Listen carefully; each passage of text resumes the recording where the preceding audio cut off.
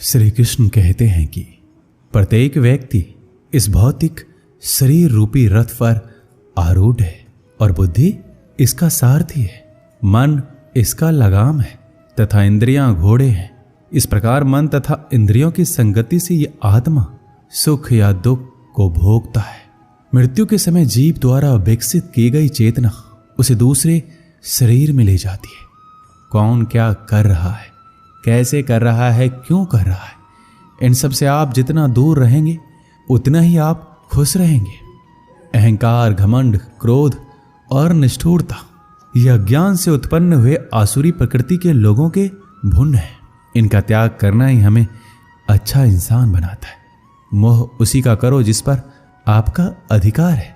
जिस पर आपका अधिकार ही नहीं है उसका मोह भी नहीं करना चाहिए। विषय वस्तुओं के बारे में सोचते रहने से मनुष्य को उनसे आसक्ति हो जाती है। इससे उनमें कामना यानी इच्छा पैदा होती है और कामनाओं में विघ्न आने से क्रोध की उत्पत्ति होती है। जितना हो सके खामोश रहना ही अच्छा है, क्योंकि सबसे ज्यादा गुनाह इंसान से उसकी जुबान ही करवाती है। श्री कृष्ण कहते हैं, हे अर्जुन, अपने परम भक्तों जो मेरा स्मरण या चित्त मन से मेरा पूजन करते हैं, मैं व्यक्तिगत रूप से उनके कल्याण का उत्तरदायित्व लेता हूं। जो लोग भक्ति में श्रद्धा नहीं रखते वो मुझे प्राप्त नहीं कर पाते, अतः वह भौतिक जगत में जन्म मृत्यु के मार्ग पर वापस आते रहते हैं।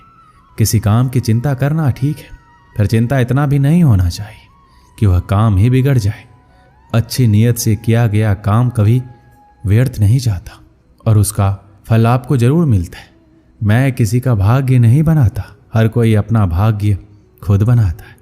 आप जो भी कर्म कर रहे हो उसका फल आपको कल प्राप्त होगा, और आज जो आपका भाग्य है वह आपके द्वारा पहले किए गए कर्मों का फल है। तुम्हें सिर्फ अपने कर्म करने का अधिकार है, किंतु कर्म के फलों के तुम अधिकारी नहीं हो। तुम ना तो कभी अपने आप को अपने कर्मों के फलों का कारण मानो, ना ही कर्म ना करने में कभी आसक्त हो जाओ। सही कर्म वो नहीं है जिसके परिणाम हमेशा सही हो, अपितु सही कर्म वो है जिसका उद्देश्य कभी गलत ना हो।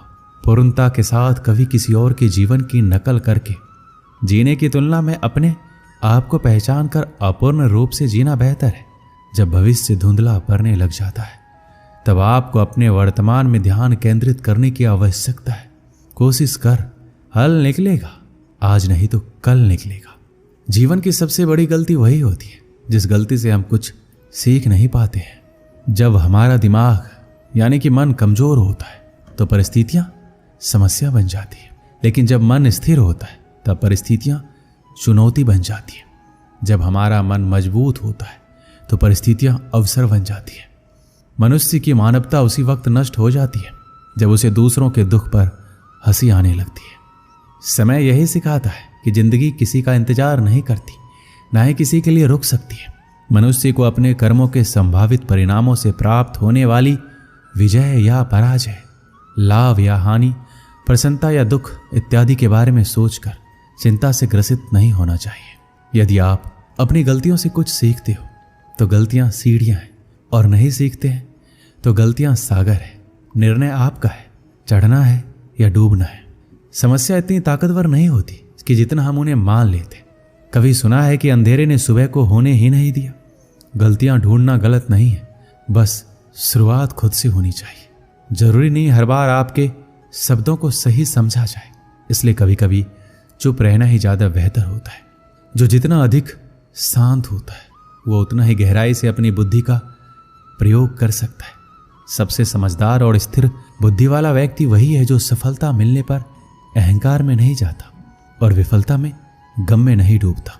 प्रशंसा हो रही हो तो ज्यादा सावधान रहने की जरूरत है। जिसने मन को जीत लिया है उसके लिए मन सर्वश्रेष्ठ मित्र है, किंतु जो ऐसा नहीं कर पाया उसके लिए उसका मन सबसे बड़ा शत्रु बना रहेगा।